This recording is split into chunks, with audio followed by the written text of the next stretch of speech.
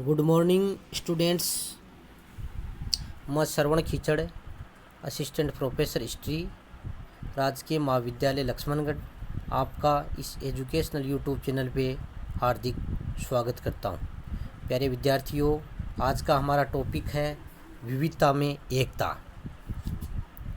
इसका हम अध्ययन करेंगे।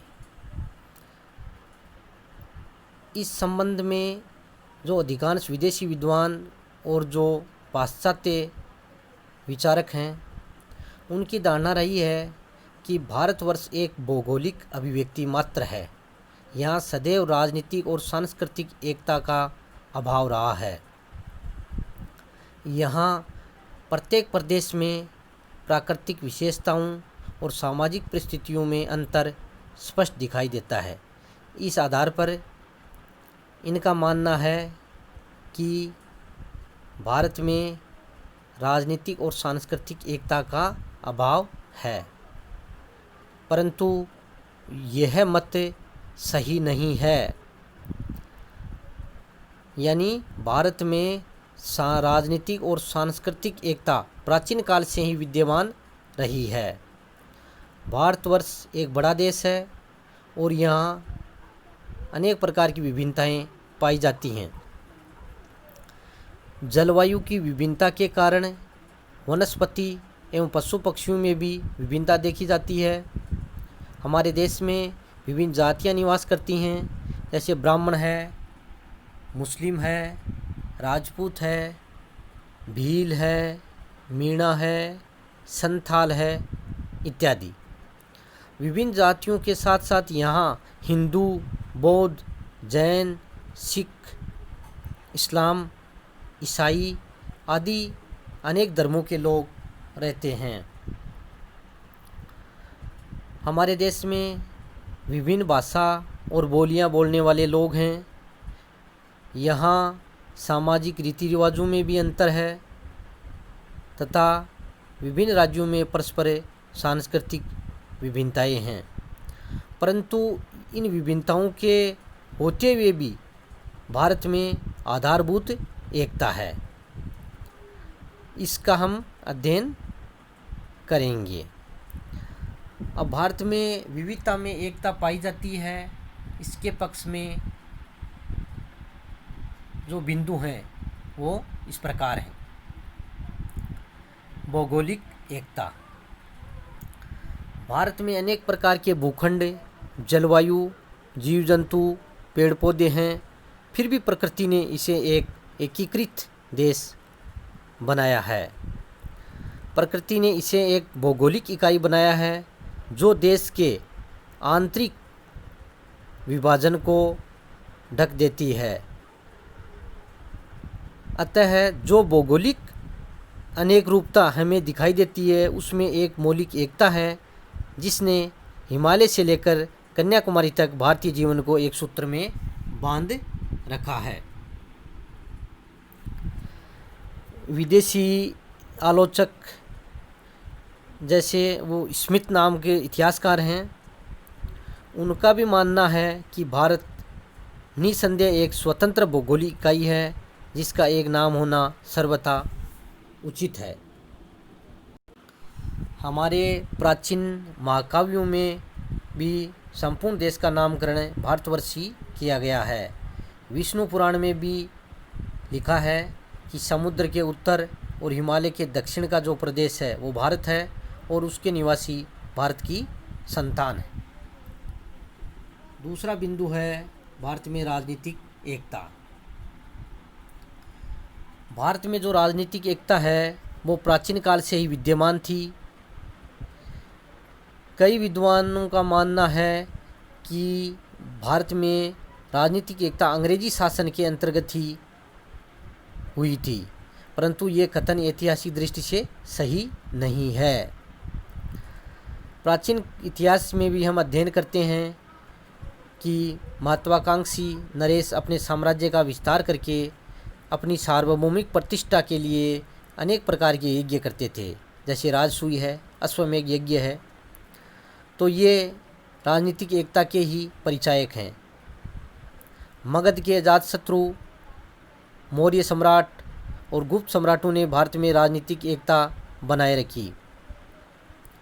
मध्य युग में अलाउद्दीन खिलजी, अकबर और औरंगजेब तथा मराठा राजाओं ने भी भारत को राजनीतिक दृष्टि से एक किया। आधुनिक युग में ब्रिटिश शासन के अंतर्गत ये राजनीतिक एकता अधिक सुदृढ़ हो गई। इसी एकता और राष्ट्रीय भावना के आधार पर विभिन्न प्रांतों के निवासियों ने संगठित होकर देश के राष्ट्रीय आंदोलन में सक्रिय भाग लिया। और स्वतंत्रता की प्राप्ति के बाद तो संपूर्ण भारत में एक सा कानून है, एक ही शासन व्यवस्था है और एक ही संविधान है, जो कि राजनीतिक एकता को दर्शित करता है। सांस्कृतिक एकता। भारत में भौगोलिक एकता, राजनीतिक एकता के होते हुए भी सांस्कृतिक एकता भी विद्यमान है। भारत में विभिन्न धर्मों और जातियों के लोग रहते हैं, फिर भी यहाँ सांस्कृतिक एकता प्राचीन काल से ही रही है। भारत के अनेक धार्मिक संप्रदायों के दार्शनिक और नैतिक सिद्धांतों में मूलभूत एकता विद्यमान है। एकेश्वरवाद है, आत्मा का अमरत्व, कर्म, पुनर्जन्म, मोक्ष, निर्वाण, भक्ति आदि ये सभी धर्मों में पाए जाते हैं। सभी संप्रदायों के तीर्थ स्थान, पवित्र नदियाँ, पर्वत संपूर्ण भारत में फैले हुए हैं। और भारतीय साहित्य एवं कला का उद्गम भी सभी प्रांतों में एक ही रहा है। वेद, उपनिषद,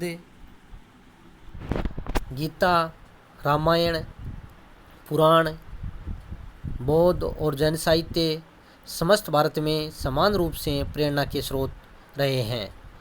कला के स्मारकों में प्रांतीय विशेषता होते हुए भी स्थापत्य कला, मूर्तिकला, चित्रकला आदि में भारतीयता की झलक दिखाई देती है।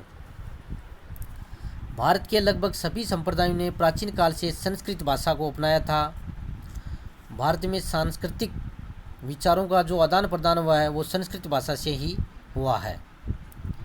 इस प्रकार संस्कृत भाषा ने प्रांत, जाति, संप्रदाय और बोली आदि का अतिक्रमण कर भारतीयों को एक सांस्कृतिक सूत्र में बांधने में महत्वपूर्ण योगदान दिया है। इस प्रकार भारतीय जीवन की ऊपर से दिखाई देने वाली विविधता भारतीय संस्कृति की मौलिक एकता है तथा भारतीय संस्कृति की समृद्धि की सूचक है। प्यारे विद्यार्थियों, आपको इस वीडियो को बार बार सुनना है। इसके साथ में जो PDF नोट्स शेयर करे जा रहे हैं उनका भी अध्ययन करना है और जो होम असाइनमेंट के लिए जो क्वेश्चन दिए जा रहे हैं उनका उत्तर लिखकर मेरे नंबर पे भेजना है।